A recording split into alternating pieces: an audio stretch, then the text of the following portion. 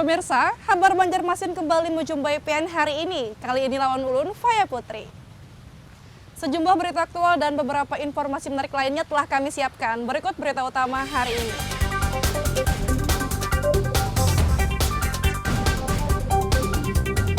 Menjelang kedatangan Presiden Jokowi, mahasiswa menggelar demo.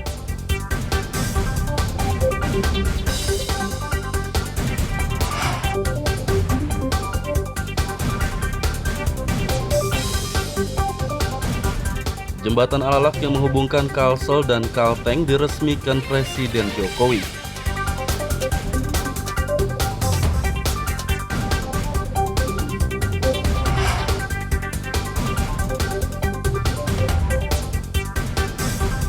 Di tengah situasi pandemi COVID-19, kasus DBD di Kota Banjarmasin meningkat.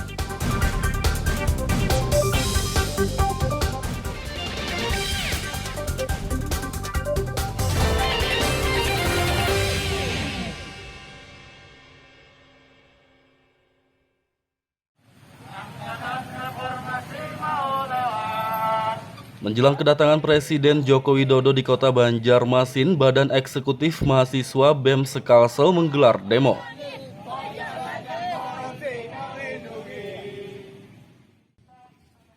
Puluhan mahasiswa yang tergabung dalam BEM Kalsel berdemo di depan kantor Dewan Perwakilan Rakyat Daerah DPRD Kalsel, kawasan Lambung Mangkurat, Banjarmasin Tengah pada Kamis pagi.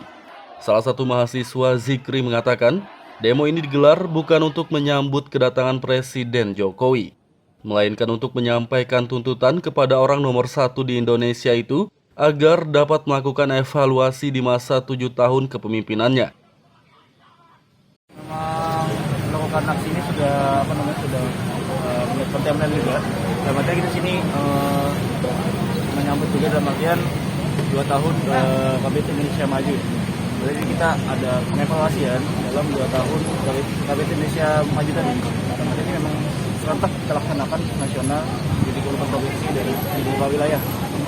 Dan kita pun menepis bahwa adanya ini adalah momentum kedatangan Presiden. Nah, tidak seperti itu. Karena kita di sini sudah jauh-jauh hari untuk menyiapkan aksi ini dengan tujuan untuk melakukan evaluasi kepada Kabinet Indonesia Maju itu sendiri. Selain meminta evaluasi kepemimpinan, mahasiswa juga mendesak Presiden tidak lagi memberikan izin pertambangan batu bara di Kalsel. Dari Kota Banjarmasin, Lutfi Darlan dan Hafiz Rahman melaporkan.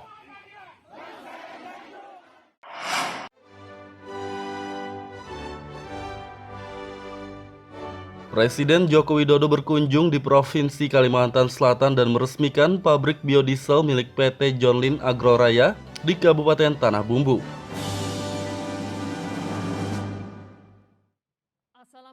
Bersama Menteri BUMN Erick Thohir, Presiden Jokowi meresmikan pabrik biodiesel PT John Lynn Agroraya di Desa Sungai 2, Kecamatan Simpang 4, Kabupaten Tanah Bumbu pada Kamis siang, sekitar pukul 12.30 WITA. Presiden Jokowi mengapresiasi pabrik tersebut karena mampu memproduksi biodiesel dan minyak goreng dengan kapasitas 60 ton per jam. Selain itu, pabrik biodiesel terbesar di Indonesia bagian timur ini juga mampu memproduksi bahan bakar B30. Menurut Jokowi, PT John Lynn Agroraya juga patut diapresiasi mengenai pemberdayaan SDM karena di masa pandemi COVID-19 ini perusahaan tersebut merekrut ribuan karyawan. Diperkirakan di tahun 2021 akan menghemat devisa 56 triliun rupiah. Dan yang paling penting, menciptakan lapangan pekerjaan yang banyak. Ini yang ditunggu-tunggu oleh masyarakat itu. Membangun smelter, membuka lapangan kerja. Membangun pabrik biodiesel, membuka lapangan pekerjaan. Sehingga kenapa saya mau datang ke sini, alasan besarnya adalah kawasan ini, pabrik ini, perusahaan PT John Lynn mampu membuka lapangan pekerjaan yang banyak. Kedua proyek ini sangat bermanfaat bagi masyarakat dan percepatan pembangunan daerah Kalimantan Selatan, terutama memantapkan kesiapan Kalimantan Selatan sebagai gerbang ibu kota negara Republik Indonesia di Provinsi Kalimantan Timur. Pabrik biodiesel PT John Lynn Agroraya yang diresmikan ini mampu memproduksi 1.500 ton B30 per hari. Pabrik ini akan menampung cukup besar hasil perkebunan kelapa sawit, membuka lapangan kerja. Pak Andi tadi bisikin saya, insya Allah 2023 smelter di belakang sini akan dibangun 4 unit. Dan ini bisa memberikan nilai tambah. Kami mencoba mengkalkulasi tadi malam. Itu bisa memberikan added value 70 kali lipat. Jika kita hanya menjual nikel ore, kebetulan kami punya pengalaman 10 tahun di nikel, itu hanya $30. Setelah kita melakukan processing, itu bisa naik 70 kali lipat. Bapak Presiden yang kami banggakan, investasi total di sekitar kawasan 11 triliun rupiah dengan tenaga kerja 2.320 orang. Biodiesel yang diproduksi PT John Lynn Agroraya akan dipasarkan oleh Pertamina. Dari Kabupaten Tanah Bumbu, Lutfi Darlan dan Fahrulani melaporkan.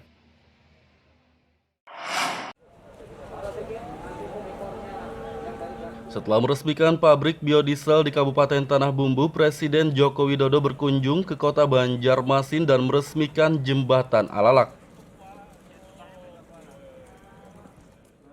Presiden Jokowi tiba di kota Banjarmasin pada Kamis siang sekitar pukul 15 WITA dan langsung menuju jembatan Alalak di kawasan Kayutangi Ujung, Banjarmasin Utara. Namun di tengah perjalanan menuju jembatan Alalak, Jokowi melalui stafnya menyempatkan berbagi paket sembako kepada warga di kawasan Pasar Sudimampir, Banjarmasin Tengah. Sesampainya di jembatan Alalak, ia pun langsung meresmikan jembatan sepanjang 850 meter yang menghubungkan Provinsi Kalsel dengan Provinsi Kalteng tersebut.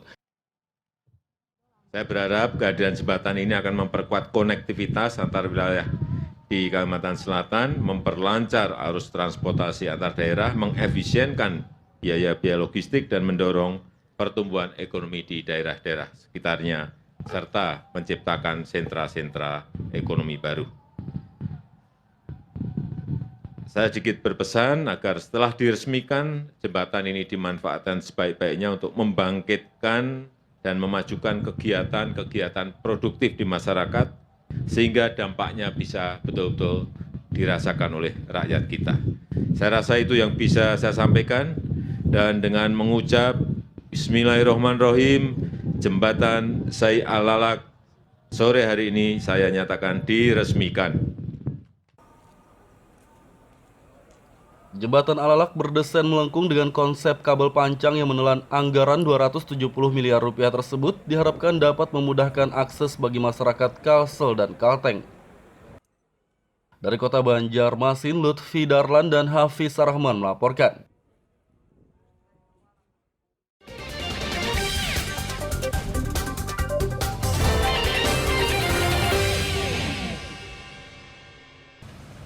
Pemirsa, masih bersama kami dalam Kabar Banjarmasin. Gesan pian yang hanyar bergabung, berikut berita Banjarmasin utama hari ini.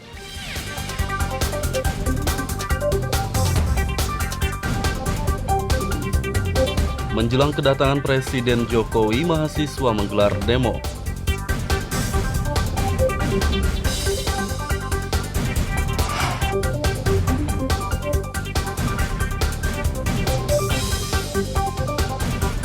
Jembatan Alalak yang menghubungkan Kalsel dan Kalteng diresmikan Presiden Jokowi.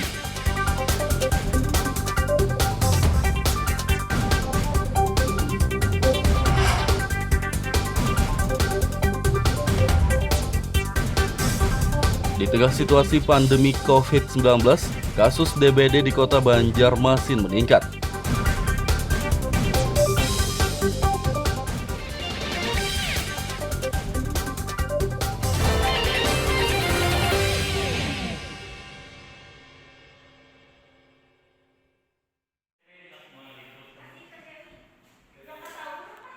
Di tengah situasi pandemi COVID-19, kasus demam berdarah Dengue DBD di Rumah Sakit Umum Daerah RSUD Sultan Suryansah Banjarmasin meningkat.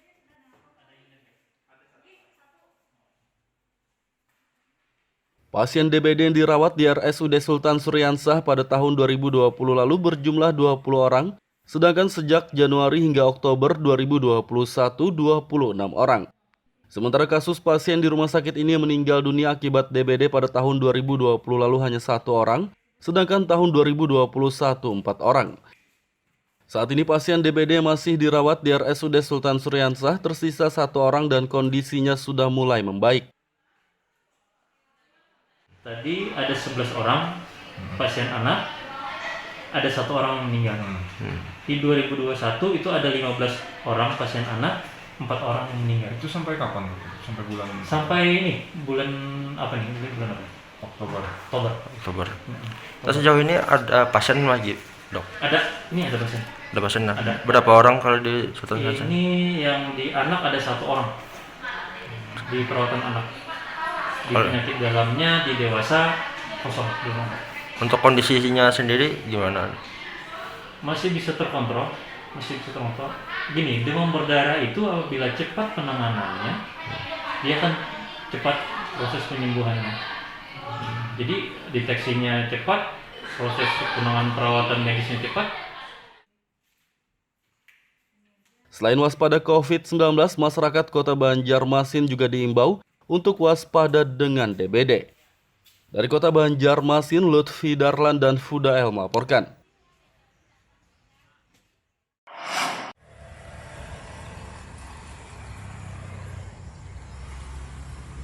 Pembudidaya benih ikan di saluran irigasi kawasan Martapura, Kabupaten Banjar merugi karena banyak benih dan indukan ikan yang mati.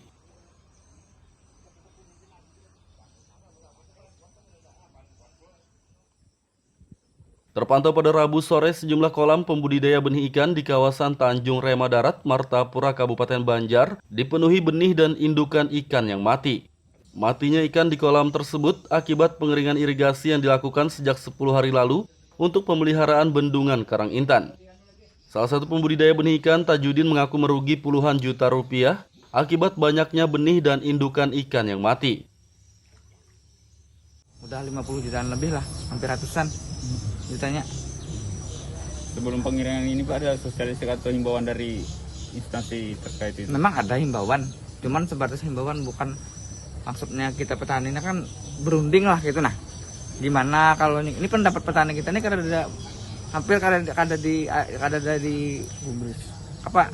direspon gitu. Nah, pendapat petani kita di sini maksudnya cara pengeringannya tuh gimana supaya jangan kering bujur gitu. Nah, karena kan kalau sebulan pengeringan pembersihan, jangan habis kah banyunya tuh, jangan sampai terlalu kering gitu. Nah, kalau ini kan terlalu kering menan dan dikerjakannya ya kada juga tuh, buktinya kan kada di apa-apa, kada turun alatnya, kada turun, yang manualnya kada ada. Biasanya kan 2 hari paling lama.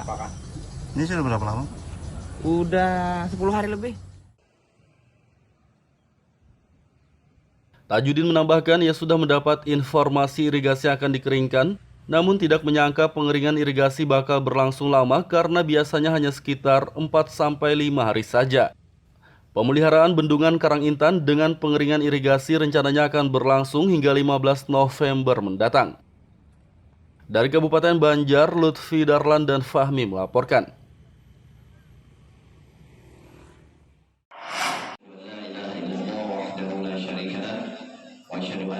195 atlet Paralimpik Kalimantan Selatan dilepas untuk mengikuti Pekan Paralimpik Nasional Peparnas ke-16 di Papua.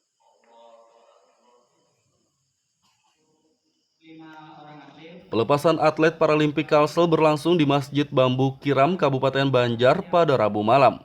Ketua NPC Kalsel Ahmad Firdaus mengatakan 195 atlet Paralimpik yang dikirim mengikuti Peparnas ke-16 di Papua akan bertanding di 10 cabang olahraga, yakni CP Football, para shooting, para aseri, atletik, badminton, judo, angkat berat, renang, tenis, dan catur. Menurutnya pada ajang khusus bagi atlet penyandang disabilitas itu, pihaknya menargetkan atlet Paralimpik Kalsel dapat meraih 40 medali emas. Itu melaksanakannya sistem degradasi, artinya atlet yang baru masuk apabila kayak kita adakan seleksi kalah berarti keluar, ada lagi yang masuk keluar masuk gitu kan, akhirnya sampai pada tahun 2020 kemarin kita sudah lengkap itu atlet, sudah mempunyai atlet. Sebenarnya kan kita sudah siap berangkat di tahun 2020 itu, tetapi karena adanya pandemi itu akhirnya diberangkatkan tahun 2021. Tentunya kita lebih siap lagi. Arti kalau untuk cabur unggulan sendiri adalah Bang Darus Ketua. Kalau cabur unggulan kami itu dipastikan di renang. Di renang kemarin kan mereka mentargetkan 20 medali emas. Terus disusul atletik dan cabur-cabur yang baru. Peparnas ke-16 di Papua akan mulai digelar pada tanggal 2 hingga 15 November mendatang.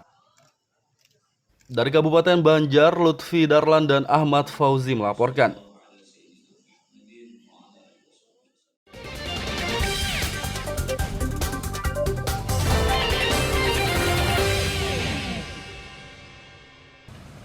Pemirsa, masih bersama kami dalam Kabar Banjarmasin. Gesan PN yang hanyar bergabung, berikut berita Banjarmasin utama hari ini.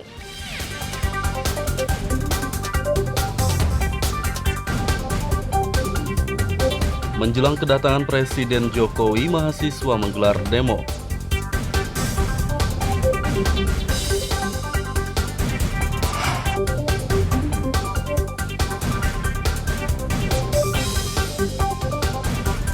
Jembatan Alalak yang menghubungkan Kalsel dan Kalteng diresmikan Presiden Jokowi.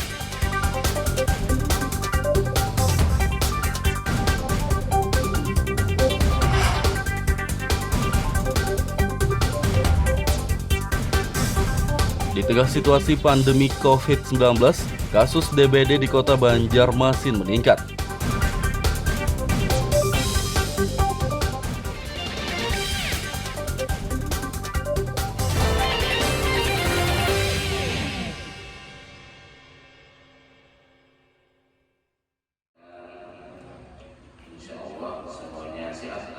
Memperingati Hari Santri Nasional dan Maulid Nabi Muhammad SAW, santri di Pondok Pesantren Al-Falah Putra di Kota Banjarbaru diberi pengobatan herbal gratis.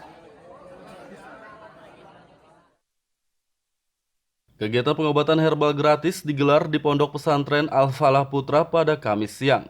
Pengobatan berbagai macam penyakit dengan ramuan herbal ini diikuti lebih dari 1.000 santri dan tenaga pendidik serta pengurus Ponpes Al-Falah Putra. Salah satu santri, Iqbal, yang mengeluhkan sakit gigi mengaku sembuh setelah diobati dengan ramuan herbal tersebut. Tadi sempat berobat lah yang Mungkin sempat berobat tadi. Apa tadi keluhannya nih? Sakit gigi Bang. Padahal sakit mata tapi kena awal aja. Sempat sini. Jadi kayak apa perasaannya habis diobati tadi tuh? Ada perubahan kah? Terkurang Bang. Jadi obat herbalnya kayak apa menurut kamu? Bagus aja Bang. Anak santri kami ini kurang lebih 2.400 orang, tapi yang berobat tadi 1.000. Jelas itu 1.000 orang yang berobat, yang datang kepada beliau dengan anak buah beliau yang mengobati kepada anak santri kami.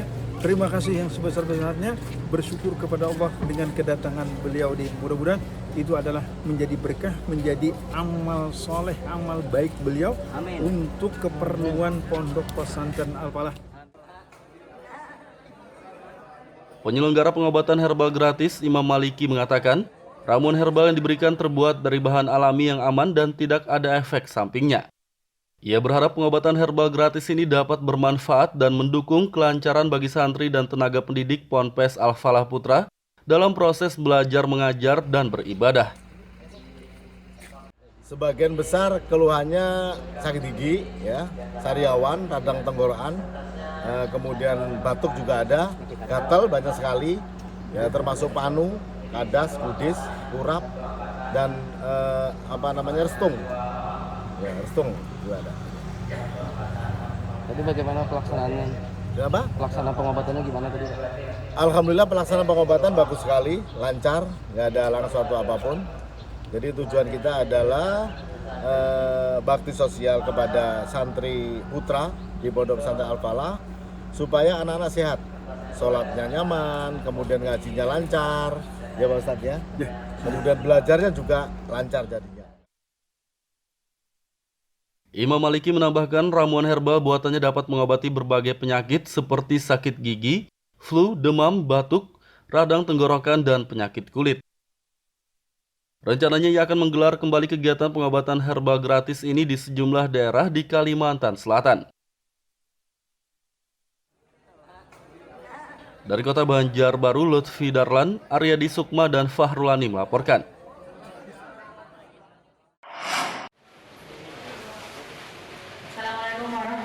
Puluhan pegawai lembaga pemasyarakatan Lapas Kelas 2A Kabupaten Kota Baru ikuti kegiatan bakti sosial donor darah pada Kamis pagi. Kepala Lapas Kelas 2A Kota Baru Hidayat mengatakan kegiatan donor darah digelar dalam rangka memperingati Hari Dharma Karya Dika tahun 2021. Ia berharap kegiatan donor darah yang diikuti pegawainya ini dapat membantu PMI untuk memenuhi kebutuhan darah bagi rumah sakit yang memerlukan. Tepatnya pada hari ini ada kegiatan donor darah, terus pembagian paket New Normal Kit, dan empati kumham. Nah, terkait dengan pembagian paket New Normal Kit, kita memilih insan media yang terdampak COVID-19. Di samping itu juga kita tambahkan lagi sembako. Mudah-mudahan dengan ini bisa meringankan ya dampak COVID walaupun sedikit. Rekan-rekan jurnalis yang dinilai juga terdampak pandemi COVID-19 dan mudah-mudahan sinergitas antara lapas dan insan pers yang ada di Kota Baru ke depan semakin baik, semakin dekat sehingga apa yang menjadi tugas dan fungsi kita bisa berjalan dengan baik. Insan pers yang ada di Kota Baru bersatu, tidak ada lagi hal-hal yang dianggap tidak baik di luaran, sehingga kita bersatu dan tetap mengikuti kode etik jurnalistik yang ada. Selain menggelar donor darah, Lapas Kelas 2A Kota Baru juga berbagi paket sembako untuk wartawan Kabupaten Kota Baru yang terdampak situasi pandemi COVID-19. Dari Kabupaten Kota Baru, Lutfi Darlan dan Fauji Rahman melaporkan.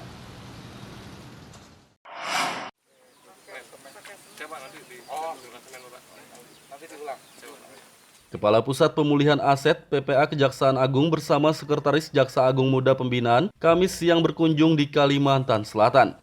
Kedatangan mereka untuk meninjau dan menilai secara langsung aset milik asuransi Jiwasraya yang disita Kejaksaan Kalsel dan kini sudah ingkrah menjadi milik negara. Bersama pihak Kantor Pelayanan Kekayaan Negara dan Lelang KPKNL, Badan Pertanahan Negara BPN dan Kejari Kabupaten Banjar, tim Kejagung meninjau langsung lokasi lahan yang berada di Desa Handil Kandangan, Kecamatan Gambut, Kabupaten Banjar tersebut. Kepala PPA Kejagung, Erlan Suherlan mengatakan lahan Jiwasraya seluas lebih dari 40 hektar yang telah disita menjadi aset negara tersebut, rencananya akan dilelang secara terbuka. Mengetahui lokasi-lokasi yang nantinya akan dilakukan penilaian untuk penyelesaian perkara atas nama Beni Cokro dalam perkara Jiwasraya. Kami juga dibantu oleh dari BPN untuk pelaksanaannya, dan yang pelaksana utama tentunya adalah dari KPKNL Banjarmasin nantinya. Untuk selanjutnya aset ini akan Oh ya, nanti aset ini setelah dilakukan penilaian tentunya akan dilaksanakan pelelangan. Nanti seluruh aset di sini semua ini kurang lebih sekitar 40 hektar. Kalau selesai pelaksanaan penilaian akan dilakukan pelelangan secara terbuka.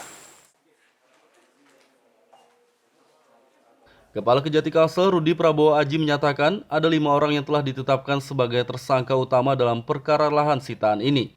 Selain itu ada beberapa orang lagi yang masih menjalani proses penyidikan. Mensosialisasikan atau mempromosikan adanya lelang yang sedang dilakukan, yang akan dilakukan oleh PPA Kejaksaan Agung. Sehingga dengan demikian masyarakat nanti bisa lebih banyak lagi yang tahu, dan juga lebih banyak lagi yang akan berminat untuk mengikuti lelang tersebut. Karena intinya adalah semakin cepat barang ini bisa laku, bisa terjual pada waktu lelang nanti, itu juga akan berarti pengembalian kerugian negaranya akan semakin cepat terlaksana. Rudi Prabowo Aji berharap rencana lelang terbuka lahan sitaan seluas 40 hektar tersebut berjalan dengan lancar. Dari Kota Banjarmasin dan Kabupaten Banjar, Lutfi Darlan dan Ahmad Fauzi melaporkan.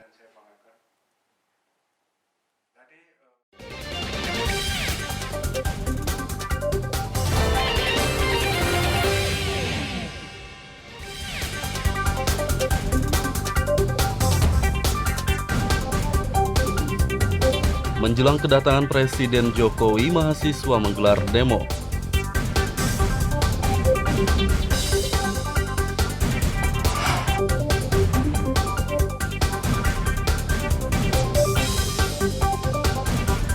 Jembatan Alalak yang menghubungkan Kalsel dan Kalteng diresmikan Presiden Jokowi.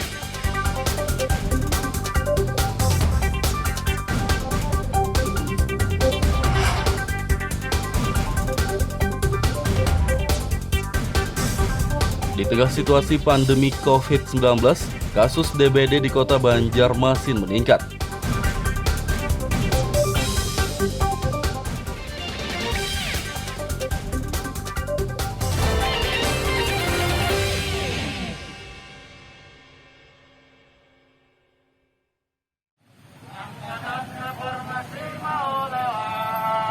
Menjelang kedatangan Presiden Joko Widodo di Kota Banjarmasin, Badan Eksekutif Mahasiswa BEM Sekalsel menggelar demo.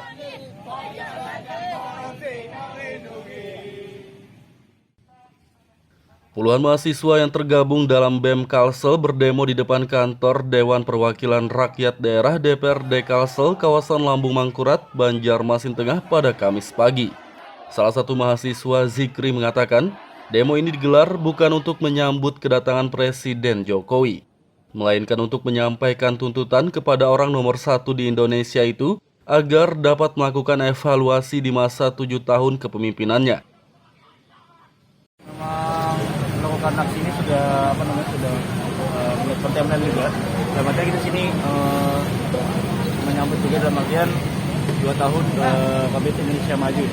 Jadi kita ada pengevaluasian dalam 2 tahun Kabinet Indonesia Maju tadi.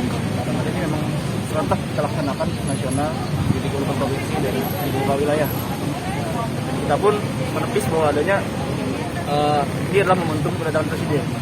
Nah, tidak seperti itu. Karena kita di sini sudah jauh-jauh hari untuk menyiapkan aksi ini dengan tujuan untuk melakukan evaluasi kepada Kabinet Indonesia Maju itu sendiri. Selain meminta evaluasi kepemimpinan, mahasiswa juga mendesak Presiden tidak lagi memberikan izin pertambangan batu bara di Kalsel. Dari Kota Banjarmasin, Lutfi Darlan dan Hafiz Rahman melaporkan.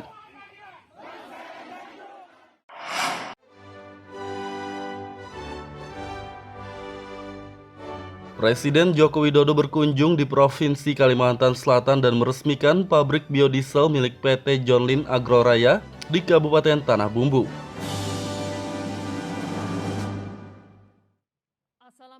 Bersama Menteri BUMN Erick Thohir, Presiden Jokowi meresmikan pabrik biodiesel PT John Lynn Agroraya di Desa Sungai 2, Kecamatan Simpang 4, Kabupaten Tanah Bumbu pada Kamis siang, sekitar pukul 12.30 WITA.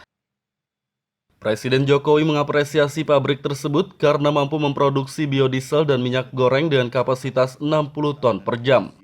Selain itu, pabrik biodiesel terbesar di Indonesia bagian timur ini juga mampu memproduksi bahan bakar B30. Menurut Jokowi, PT John Lynn Agroraya juga patut diapresiasi mengenai pemberdayaan SDM karena di masa pandemi COVID-19 ini perusahaan tersebut merekrut ribuan karyawan. Diperkirakan di tahun 2021 akan menghemat devisa 56 triliun rupiah. Dan yang paling penting, menciptakan lapangan pekerjaan yang banyak. Ini yang ditunggu-tunggu oleh masyarakat itu. Membangun smelter, membuka lapangan kerja. Membangun pabrik biodiesel, membuka lapangan pekerjaan. Sehingga kenapa saya mau datang ke sini, alasan besarnya adalah kawasan ini pabrik ini, perusahaan PT John Lynn mampu membuka lapangan pekerjaan yang banyak. Kedua proyek ini sangat bermanfaat bagi masyarakat dan percepatan pembangunan daerah Kalimantan Selatan, terutama memantapkan kesiapan Kalimantan Selatan sebagai gerbang ibu kota negara Republik Indonesia di Provinsi Kalimantan Timur. Pabrik biodiesel PT John Lynn Agroraya yang diresmikan ini mampu memproduksi 1.500 ton B30 per hari. Pabrik ini akan menampung cukup besar hasil perkebunan kelapa sawit, membuka lapangan kerja. Pak Andi tadi bisikin saya, insya Allah 2023 smelter di belakang sini akan dibangun 4 unit. Dan ini bisa memberikan nilai tambah. Kami mencoba mengkalkulasi tadi malam. Itu bisa memberikan added value 70 kali lipat. Jika kita hanya menjual nikel ore, kebetulan kami punya pengalaman 10 tahun di nikel, itu hanya $30. Setelah kita melakukan processing, itu bisa naik 70 kali lipat. Bapak Presiden yang kami banggakan, investasi total di sekitar kawasan 11 triliun rupiah dengan tenaga kerja 2.320 orang. Biodiesel yang diproduksi PT John Lynn Agroraya akan dipasarkan oleh Pertamina. Dari Kabupaten Tanah Bumbu, Lutfi Darlan dan Fahrulani melaporkan.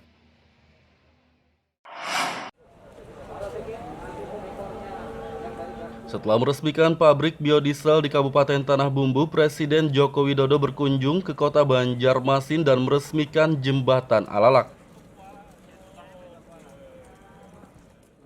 Presiden Jokowi tiba di kota Banjarmasin pada Kamis siang sekitar pukul 15 WITA dan langsung menuju jembatan Alalak di kawasan Kayutangi Ujung, Banjarmasin Utara.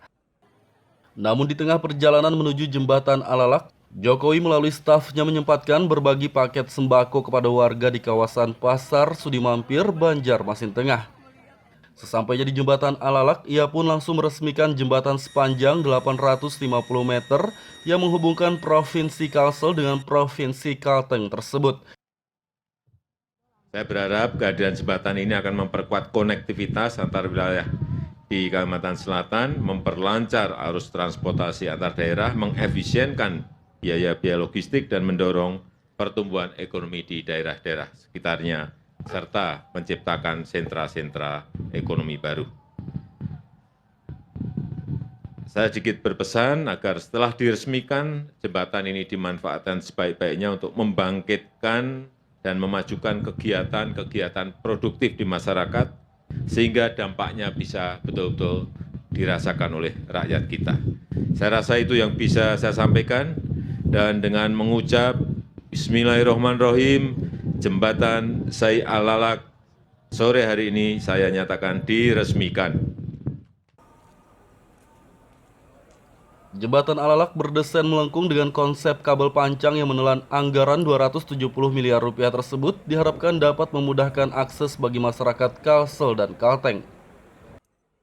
Dari kota Banjarmasin, Lutfi Darlan dan Hafiz Rahman melaporkan.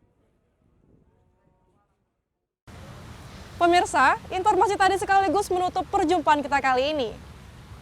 Saya Faya Putri lawan Buan Redaksi mengucapkan selamat beraktivitas, sampai jumpa.